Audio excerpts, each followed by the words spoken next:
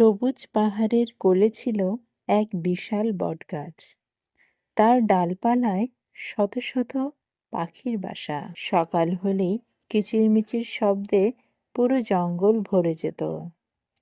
এই গাছে থাকতো ছোট্ট এক চড়ুই টুনি। টুনি ছিল খুব ছোট, দানা দুটো তার তখনও শক্ত হয়নি। বড় পাখিরা যখন দূরে উড়ে খাবার আনতো, টুনি তখন কাছাকাছি ঘুরে সামান্য দানা কুড়িয়ে আনতো। একদিন এক বড় কাক হেসে বলল, এই টুনি, তুই তো কিছুই পারিস না, শুধু আমাদের পেছনেই ঘোরাস। আর একটা শালিক যোগ করল, ছোট হলে যা হয় আর কি। টুনি কিছু বলল না, শুধু মাথা নিচু করে উড়ে গেল।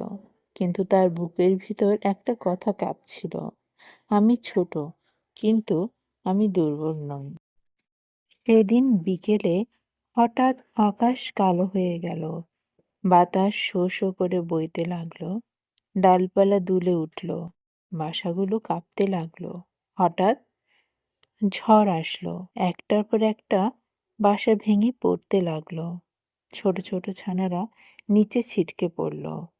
বড় পাখিরা আতঙ্কে চিৎকার করে উড়ে গেল, বাঁচাও, আগে প্রাণ বাঁচায়। কেউ পিছনে তাকালো না, কিন্তু টুনি তাকালো। নিচে কাঁদার মধ্যে একটা ছানা কাঁপছে, আরেকটা ডালে আটকে কাঁদছে। টুনির বুক ধড়ফড় করতে লাগলো। ঝড় তার ডানায় আঘাত করছিল, বৃষ্টি চোখে পড়ছিল। তবু সে বলল, আমি পালাবো না।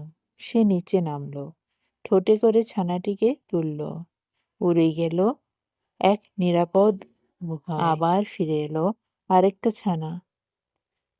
আবার ঝড়ের মধ্যে ডানা ব্যথা করছিল, তার শ্বাসকষ্ট হচ্ছিল। তবুও টুনি থামল না।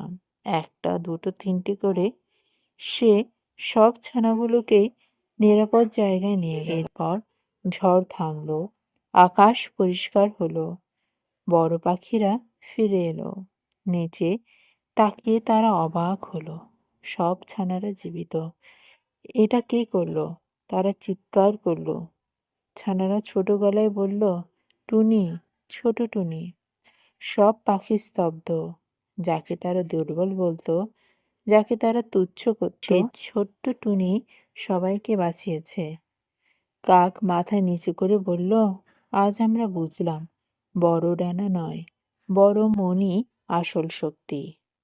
টুনি মুচকে হাসল, চোখে জল চিকচিক করছে। এই গল্প থেকে আমরা শিক্ষা নিতে পারি, ছোট হওয়া দুর্বলতা নয়, সাহস থাকলে ছোটরাও বড় কাজ করতে পারে।